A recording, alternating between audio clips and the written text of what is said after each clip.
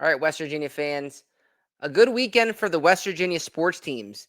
Basketball takes care of business versus Lehigh. The football team beats Deion in Colorado. The wrestling team gets their first dual meet victory of the season. So, a lot of positives to take away from this November weekend. In this episode, we're going to break down each of those games and what it means for the Mountaineers moving forward. Before we do that, if you're a West Virginia fan, please remember to like and subscribe to JerseyEER. We've been growing at a great rate. Would love to have more people involved. The more people we have, the better the show's going to be. So we definitely appreciate the support for those who have subscribed already. And if you haven't yet, definitely hit that subscribe button as we continue to grow the channel and produce more West Virginia content. With that being said, let's get into today's topics. So the first one's going to be West Virginia's victory versus the Lehigh Mountainhawks. West Virginia needed a game to kind of coast. We needed a game where we felt comfortable and didn't have to sweat one out. The first two games were very stressful for West Virginia fans. We never really put those games away until the very last minute of the game. In this one, we wanted to coast and enjoy our Sunday and have some positive vibes going into that Pitt game. I think this team did that. I think the team did enough today versus Lehigh that we can feel pretty confident going into Thursday's huge matchup versus rival Pitt. You can see from the team comparison here, we shot the ball 47%, and Lehigh only shot the ball 35%. We turned them over 16 times, so we're continuing to turn people over. We rebounded the ball much better today, 38 rebounds, which was really solid. The only negative was the free throw shooting. We shot 64%. I think that needs to improve moving forward, especially when you start playing higher level competition. You don't want to leave free points out there. And we went 16 from 25 at the line today. Would like to get that percentage up if we're going to win some more games in the Big 12 and when our non-conference play starts ramping up. Let's skip ahead to just my overall thoughts on the game. So it was 3 games in 6 days. So a chance for these guys to come together and gel. That's a lot of basketball in a short amount of time. I think West Virginia, there were some positive moments, there were some negative moments, but for where we're at after 3 games, I think we are where we need to be at this point, especially after watching today. West Virginia came out to a really hot start tonight, 16-2 run to start the game. That's just what the doctor ordered. We needed a hot start to gain confidence as a team. I felt like we kind of lost the hype a little bit after the first 2 games, believe it or not. I'm not jumping off the ship after 2 games by any means, but I know some of our fan base was definitely concerned. So it was a sign of good things that we came out today and were hitting shots, and a lot of that had to do with the play of Brennan Lorient, who had a career high in points tonight. He looked really, really solid, and especially from the beginning. You could tell early in that game that it was going to be his night and he was going to carry the team, and that's exactly what he did. We only had 2 guys in double figures, him and Obioa. So the fact that he did that tonight was super impressive. And this is the 3rd game where we had a different standout. In game 1, it was Jasper Floyd. In the game versus Campbell, game 2 was Honor Huff. And then game 3, you get Lorient. And I think that's going to be the trend that you're going to see with this team. One night, it's going to be one guy. The other night, it's going to be another guy. It's not like last year where we had one guy carrying us most of the time after the injury, right? This year, it seems like we have enough of a balanced roster that different guys are going to stand out and you're going to feed the hot hand on those nights. So that's exactly what happened tonight. Tonight's turn was Brennan Lorient.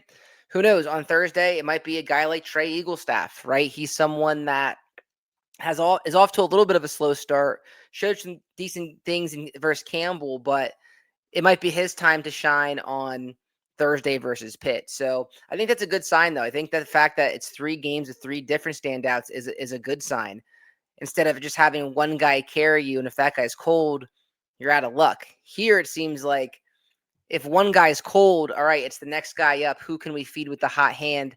They found those players in 3 games. Will that continue moving forward? We'll have to see. But for at least tonight, a different guy stepped up and was the MVP of the game. How about that Honor Huff logo 3-pointer, by the way? I think he hit that in like Boone County. I mean, that thing was from the logo. Absolutely impressive with him. He's had some really decent games. Through the first 3 games, he's been pretty consistent. So I think as a West Virginia fan, you're pretty happy with what you've seen out of Honor Huff at this point. And I think he's a guy that is going to continue to do his thing. I know last year he led the nation in three-pointer, so it was good to see him show his range today. As I mentioned before, we're continuing to force turnovers. I think that's going to be this team's identity is active hands and turning the other team over. That at least seems to be the case through the first 3 games. I know we're not playing the toughest competition in the world, but so far what we've seen with the active hands and turning people over is definitely a good sign. And I mentioned the 16 turnovers there for Lehigh. We also got a lot of time for some bench players that have not seen the court this year, which was good. And then Ross Hodge, man, he was really coaching hard, even with huge leads. I know he ripped into DJ Thomas at one point, and I know he wasn't happy with the way that we started off the second half because it was a little sloppy. But this guy continues to coach hard, continues to hold these guys accountable. And it's good to see that even though we were winning pretty lopsided early in that game. So a lot of positives in this one, not so many negatives, if I'm being honest. I know there was some negatives from different people after the Campbell game, but it's basketball. There's 15 guys coming together that have never played together before, so it's going to take some time. And I think tonight was a step in the right direction for the basketball team. With that being said, though, this next game versus Pitt is going to be massive. I mean, truthfully, how much do we know about this basketball team at this point, right? What we do know is that they're going to turn you over and that we're going to get different players going to step up on different nights, but we haven't seen it yet versus high competition. Pitt's an ACC school. This is a bitter rival. I don't care what the records are coming into this one. I know, it's early in the season, so those records don't really matter anyway, but this could be an 0 a million team versus a million and 0 team, and people would still be hyped for this game. The backyard brawl just means more in any sport. So I know our fans are going to be hyped for this one. It's going to be at home, so this should be a really cool environment for Ross Hodge and the boys on Thursday night, 6 o'clock on FS1, which should be really cool. I'm actually glad that this is on FS1. I got to be honest, the ESPN Plus broadcast has been subpar. I mean, tonight there was times that they didn't have a score bug, which is really hard to follow if you don't know the score. We didn't see a shot clock on the score bug, and we didn't see fouls on the score bug. So as a consumer who pays for the product, it's really frustrating when you see that because you also see what TNT did for the football production, and it was much better. So I know ESPN Plus they're not showing high quality games, and that's why they're on ESPN Plus. But I mean, at least put the score bug up, at least have the fouls and the shot clock, because otherwise it's really confusing to follow. You really have to pay attention if you don't have that stuff there for you. And as a consumer, we should have that. So at least it's on Fox Sports 1. They do a great job with their basketball broadcast. I'm looking forward to this on Thursday night versus Pitt. All right, let's talk football. So 24 hours ago, football was wrapping up a victory versus Deion Sanders in Colorado. A lot of positives to take from this game. Again, 29-22. Just a weird game overall before we get into my points. A blocked punt safety to start off the game. Curtis Jones, a bandit, scores 2 touchdowns. I mean, if you had that on your bingo card, shout out to you. You might have made a decent amount of money on DraftKings. So just a weird game overall, but I'll take any win that we can get at this point. I think it kept things going in the right direction for West Virginia. I think the fans have been bought in. Both teams came in with identical records of 3-6, and it was pretty hype game for having 3-6 records in Milan Postcar Stadium. I thought the fans showed up. I thought there was a lot of buzz around the stadium. I'm not sure if that's the Deion effect or people just buying into Rich Rod. I really think it is the Rich Rod effect, and people are starting to get excited about the play they're seeing on the field. So I put some comments up here that I want to get to. Some are labeled in green that are really positives. Some are yellow for wait and see or just okay. And then red was some of the concerning things I saw from the game yesterday as we put a bow on this one before we look ahead to Arizona State. So finding players for the future was one positive I took out of this game. Ben Bogle had a great game yesterday, had 2 sacks, had a bunch of tackles for loss. He looked really good. Nick Taylor was a guy that we saw a guy do some decent things on special teams. Christian Hamilton is a guy that we haven't seen much this season that got some playing time. So we're starting to see some different guys come in, and they're playing decently, and they might give us some hope from the future. Again, Donovan Haslam continues to look pretty decent. So the more guys that we can find that have more eligibility for next year will help us not have to go to the portal and get a million guys again. That's definitely not a recipe for success. I think this staff has a plan, and we're going to fill it with a lot of high school guys, but we're going to have to get some more portal players. But the more guys that we can find already in the roster that are contributors that can help us win is a bonus for West Virginia, and it's important. So that was a positive. I thought Scotty Fox stayed composed through some adversity yesterday. He threw 2 picks back to back. The first one wasn't terrible because it was 4th down and they would have lost the field possession anyway. But then I was a little concerned. I saw flashbacks to Pitt on the second interception. Just didn't look great. But he stayed composed. They didn't make a quarterback change. He stayed in there, and he did enough to win the game, which is a really good sign for a true freshman that is continuing to grow and get better. The fan base and the team are still buying in. I see the guys talked about a possible bowl game. I know Reed Carrico was talking about that yesterday. Rich Rodriguez was talking about that. The student section showed up, even though they got there a little bit late. I know there was some issues with letting people up top, so that got settled and it looked good on TV. So shout out to the student section. They did a nice job. The fans showed up in general, so that's all good. With a lot of recruits that were at the game, that buy-in from the fans is extremely important, especially because the next game is going to be over Thanksgiving weekend. Who knows what kind of crowd that's going to be, but at least for Saturday, the fans still showed up and backed this team, even though we struggled this year. We won the special teams battle, right? We go back to that block punt for a safety that was huge. Colorado also missed the extra point. That took a point off for them. That was massive. Hensley made a nice kick at the end of the half, which was super important. And we did enough on special teams to win us the game. And it's for a team that's struggling. Special teams doesn't have to win you the game, but it can't lose you the game. And they did a nice job making plays and adding some extra points for a West Virginia team that got us over the edge. I really think the special teams play yesterday for West Virginia was massive. And then also the defense, 15 tackles for loss and 7 sacks. Listen, take it with a grain of salt a little bit because Colorado was banged up. Both their tackles didn't play in the game, but no one felt bad for West Virginia when they had injuries this year. Colorado had some injuries, and West Virginia took absolute advantage of it. It changed the game because early on, their quarterback couldn't get started. They were basically non-existent for a quarter. I tell you what, that Juju Lewis kid is an outstanding player. I think he's going to be extremely tough. He has a bright future. And I don't know, that the more that game went on, the more nervous I got because he was starting to get hot and he was starting to make some plays. So the fact that we made him uncomfortable from quarter 1 was massive for West Virginia to get the early lead and play ahead of the game. And then shout out to Rich Rodriguez for getting creative. The running back situation has been sketchy. It went from a stacked room to a room that barely has anyone eligible to play right now and healthy to play right now. So they decided to use Curtis Jones Jr. down by the goal line.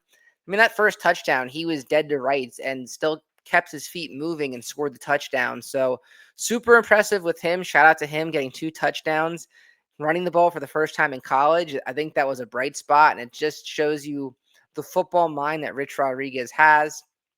They held Colorado to 51 yards on the ground.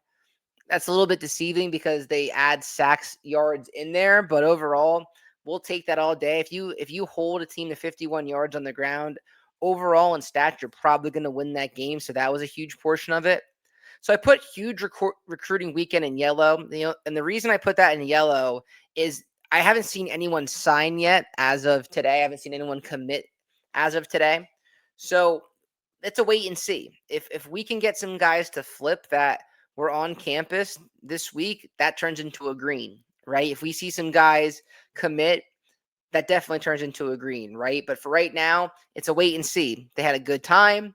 Hopefully we said the right things. Hopefully they were impressed with the staff and the culture around West Virginia, and I think they will be. But until they commit and make that announcement and then in another month sign, it's a wait and see approach. The bowl game is still attainable. I know people still talked about that. It's in yellow, though, because it's going to be an uphill battle, for being honest. Next week is a winnable game, in my opinion, but we are about like a 9.5 point favorite on the road. Arizona State is coming off of a bye, so that will be a tough matchup for us. I know they lost their quarterback and have some injuries to some key players, but so do we. So it's going to be a tougher game than what we saw on Saturday for sure. And then also, if you get through that, yes, you get Texas Tech at home, but Texas Tech looks head and shoulders the number one team in the Big 12 right now, and they don't seem like they're slowing down. It seems like they're going to be in for a college football playoff run possibly, and really do big things for the Big 12. But I think we have to take it one game at a time. Not to be cliche, I think you have to look at this Arizona State game and do what you have to do to win this game, and then you focus on Texas Tech. Take it one game at a time because you never know what happens with injuries. And I'll tell you what, if we can beat Arizona State, Morgantown would probably, for the small crowd that would be there on Thanksgiving weekend, that would be a fun game to watch with all the marbles on the table for West Virginia. If you win, you're in a bowl game because I want to see this team continue to play. So it's attainable, but it's going to be an uphill battle. And then I put in yellow too, the running game inconsistent. So the running game, there was times where the running game didn't seem consistent yesterday. And that's when the drive started to stop. When we couldn't effectively run the ball, that's when we were getting 3-and-outs, and that's when we had to punt, and that's when the offense kind of sputtered. However, at the end of the game, the running game is what won us the game. We had a few drives where our offensive line just willed us to win, and the running backs ran hard and got the first downs and kept the clock moving and kept the chains moving and slowly grinded the game away. So it's not something that was great, but it's not something that was terrible either. They did enough to win, so that's why I have that in yellow. And then in red, West Virginia's right side is still a major issue. Kimo Monacchioli, Tykees Crawford. I feel like each week we watch these games, we're seeing plays happen of just missed assignments and guys coming free unblocked. And it's just been a consistent thing all season. Not sure if it gets fixed the rest of this season. Not sure if they'll try some different guys at those positions, but it still remains a huge issue, and it's pretty glaring on TV when you watch it. How many times do we watch this and you go to Twitter and you see everyone talking about it after it happens? It happens quite a bit. It's been a problem all season. It's going to be probably the number one thing they need to address in the offseason is that right side of the line because it's been pretty poor. And then the other negative from the game was they lost the turnover battle. They lost it 3-1. Sincere Bowers had a fumble, and I know a few times he's fumbled this year. Sometimes we've gotten him back, sometimes we haven't. We fumbled in the red zone. If he doesn't fumble that ball, this game probably gets out of hand a little bit more quicker. It's probably not as tight as it was into the second half, so that definitely hurt. Scotty Fox's interceptions weren't necessarily great, but you did enough to win the game. I will say this, though, that Derek Carter made a great play on the punch out and forcing the fumble for West Virginia. That was definitely massive. It changed the direction of the game because at that point in the game, Colorado was starting to gain momentum, and that definitely helped West Virginia get off the field and give the offense the ball and to see what they can do with it. So overall, a lot more positives than negatives. I think it's a win you can build on for the future, and it's a win that we can build on for the rest of the season. We'll see what happens when we take on Arizona State in the desert on Saturday at 1 o'clock. All right, let's hop to wrestling. The last team I want to talk about before we get off here. Let's look at the most recent Flow Wrestling rankings. Jet Schickenberger comes in at 6. Titus comes in at 29. McDougal at 14. Ty Waters number 4. Brody Conley 22. Ian Bush at 18. And then Rune Lawrence at 26. And then West Virginia comes in as number 120 overall. 21 overall according to NWCA ranking.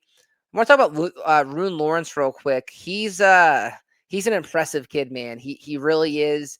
He was a 4-time Pennsylvania state champion.